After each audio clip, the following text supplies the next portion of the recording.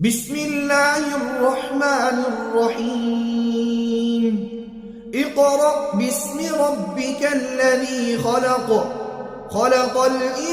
الإنسان من علق اقرأ وربك الأكرم الذي علم بالقلم علم الإنسان ما لم يعلم كلا إن الإنسان ليطغى أن رآه استغنى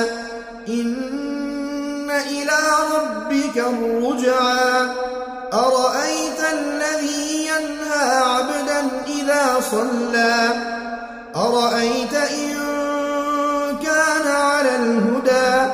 أو أمر بالتقوى أرأيت إن كذب وتولى